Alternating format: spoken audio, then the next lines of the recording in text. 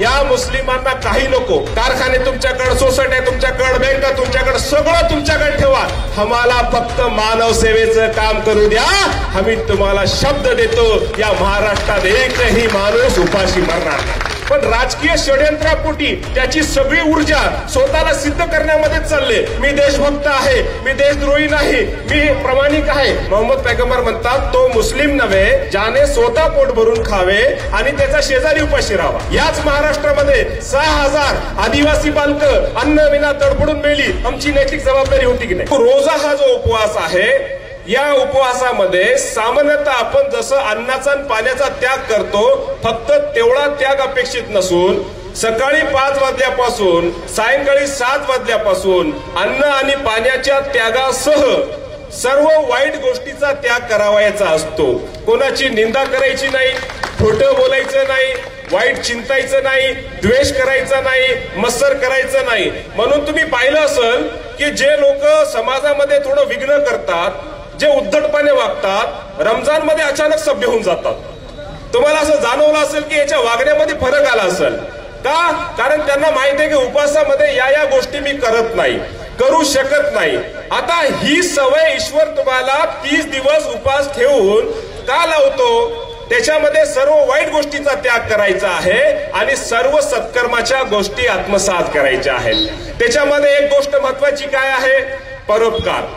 आता मला सांगा, सकाळी 5 वाजल्यापासून 7 वाजल्यापर्यंत सायंकाळी 15 तास उपाशी राहिल्यानंतर आम्हाला जाणीव होते की माझ्याकडे अन्न आहे, माझ्याकडे पैसा आहे, सगळ्या साहित्य उपलब्ध आहे, पदार्थ उपलब्ध आहे, पण मी जर 15 तास उपाशी राहिलो तर मी व्याकुळ होतो, अस्वस्थ होतो, मला भूक लागते, मला चक्कर येते, मला सहन होत नाही. मग या जगामध्ये जे लोक आहेत, गरीब लोक आहेत, या आदिवासी भागामध्ये आहेत, या जंगल तांड्यावर राहणारे माझे बांधव आहेत, त्यांना अन्न उपलब्ध होत नाही तर त्यांना किती त्रास होत असेल, त्यांना भुकेविना ते किती तडफडत असतील. ही जाणीव तुम्हाला 15 तास दररोज रमजानच्या महिन्यामध्ये 30 दिवस करून दिली जाते.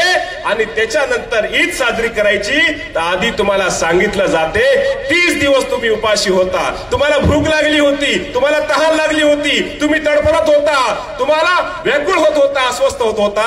आणि नंतर जर तुम्हा 7 वाजता पाणी प्यायला दिलं, तुम्हाला अन्न खायला दिलं, तुम्हाला हायसं वाटायचं. आता 30 दिवस तुमचं प्रशिक्षण झालेलं आहे. भूक काय असते, अन्नाविना माणूस कसा राहतो, कसा तडफडतो, याची जाणीव झालेली आहे. आता ईद साजरी करायची. प्रत्येक व्यक्तीनं आपल्या कुटुंबातल्या दरडोई व्यक्तीच्या 2.5 किलो धान्य काढायचं आणि ते धान्य गरिबांमध्ये वाटायचं. हे तुम्हाला ईद साजरी करण्याच्या आधीचा आदेश आहे.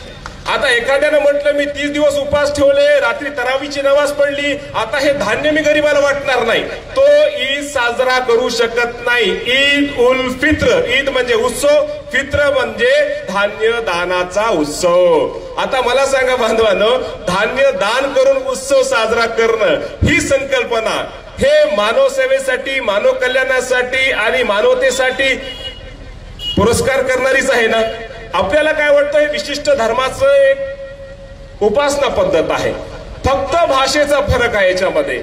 जर मी तुम्हाला मराठीत सांगितलं तर तुम्हाला कळालं, तुम्ही म्हटले अरे ईद मध्ये किती चांगली गोष्ट आहे, धान्य दान केलं आणि उत्सव साजरा केला. आता हे झालं धान्य वाटप. आता जे श्रीमंत लोक आहेत, समजा आता चंदनगिरामध्ये एका कुटुंबामध्ये 5 लोक आहेत किंवा एका कुटुंबात 10 आहेत, लहान मुलं असो की वृद्ध असो. 10 मुलं जर एका कुटुंबात आहेत तर 2.5 किलो प्रत्येक व्यक्तीला, 10 व्यक्तीसाठी 25 किलो धान्य त्यांनी वाटप करायचं. आता इथं समजा 1000 कुटुंब जर असतील तर 1000 गुणिले 25 किलो म्हणजे एवढं धान्य तुम्ही वाटप करायचं. आता मला सांगा, यांनी जर आसपासच्या भागामध्ये वाटप केलं तर मला असं वाटते एकेका गरीब कुटुंबाच्या घरी 1-2 क्विंटल धान्य जमा होऊन जाईल आणि त्याला काही गरज पडणार नाही. तुम्हाला आश्चर्य वाटेल, ईदच्या आधी जे लोक फित्रा किंवा धान्य वाटप करतात, दान करतात, गरीबाकडे एवढं धान्य होता ते सगळं धान्य ते नेऊन पुन्हा मोंड्यात टाकतात आणि ते मोंड्यातलं धान्य जे 20 रुपये किलोनं आणलेलं असते ते 12 रुपये किलोनं मोंड्यावाला घेते, पुन्हा ते अजून वाटले जाते. म्हणजे एवढी उलाढाल या ईद मध्ये होते. उद्देश हा आहे बांधवांनो. ईश्वर म्हणतो फक्त एका महिन्यासाठी हे नाही करायचं, हे प्रशिक्षण तुम्हाला देण्यात आलेलं आहे. आता 11 महिने तुम्ही भुकेल्याला अन्न खाऊ घालायचं, म्हणून हे प्रशिक्षण होतं. आणली गरिबांचं स्वतःच्या संपत्तीतला वाटा काढला, धान्य दान केलं, 30 दिवस प्रशिक्षण घेतलं. रात्री तुम्ही एकांतामध्ये तरावीची नमाज जी आहे, अतिरिक्त जे नमाज आहे ती ईश्वराची उपासना केली, ईशभय बाळगला, सर्व सत्कर्म आपसात केले, सगळ्या वाईट गोष्टीचा त्याग केला. आता ईद साजरी केली. आता तुम्हाला काय करायचं, जे तुम्ही 1 महिना प्रशिक्षण घेतलं ते 11 महिने तुम्हाला समाजामध्ये आचरणात आणायचं. आता एक्झाम्पल, तुम्ही 30 दिवसामध्ये लोकसेवा केली. आता तुम्हाला या महाराष्ट्रामध्ये मानव सेवेचं, मानव कल्याणाचं काम करायचं. आता याचा संदर्भ काय, याचा संदर्भ कुराणमध्ये ईश्वर म्हणतो, सूरे अल इम्रान मध्ये आहे, श्लोक 110 आहे. कुंतुम खैरा उम्मतीन उखरजित लिन्नास तामरून बिल मारूफ व तन्हौना अनिल मुनकर.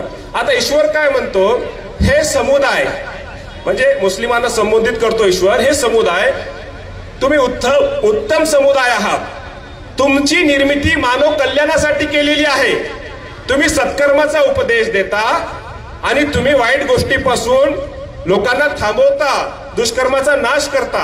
आता मला सांगा, कुराण काय म्हणतो, मुस्लिमांची निर्मिती मानव कल्याणासाठी झालेली आहे.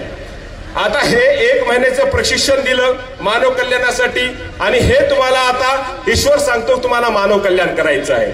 आता माझे मुस्लिम बांधव इथे बसलेले आहेत, त्यांना एक माझा प्रश्न आहे. मोहम्मद पैगंबराचा उपदेश आहे, मोहम्मद पैगंबर म्हणतात, तो मुस्लिम नव्हे ज्याने स्वतः पोट भरून खावे आणि त्याचा शेजारी उपाशी राहावा. हे मान्य है का मुस्लिमांना? मुस्लिम किती हाथ वर करा, मैं बोल रहा हूं बात सही है क्या? मानते हैं बात को? आप गवाही देते हैं हक है बोल के? एक बार हाथ ऊपर करो सब मुसलमान. ये बात हक है की मोहम्मद पैगंबर म्हणतात, तो मुस्लिम नव्हे ज्यानं स्वतः पोट भरून खावे त्याचा शेजारी उपाशी राहावा. आता माझा प्रश्न आहे बांधवांनो, या महाराष्ट्रामध्ये मागच्या 3 वर्षामध्ये 36 जिल्हे कुपोषित निघाले.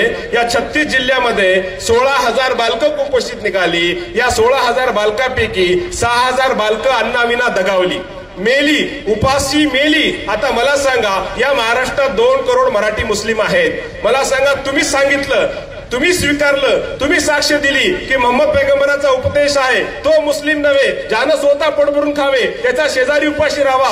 याच महाराष्ट्रामध्ये 6,000 आदिवासी बालकं अन्न विना तडफडून मेली. आमची नैतिक जबाबदारी होती की नाही? होती की नाही? हात वर करून सांगा, तुमच्यावर जबाबदारी होती की नाही? होती. आणि या मंचावर बसलेले भगवान बाबा, मी तुम्हाला शब्दावर सांगतो, मुस्लिम घ्यायला तयार आहे, पण राजकीय षड्यंत्रापोटी त्याची सगळी ऊर्जा स्वतःला सिद्ध करण्यामध्ये चालले. मी देशभक्त आहे, मी देशद्रोही नाही, मी प्रामाणिक आहे. अरे याला काम करू द्या मानव सेवेचं.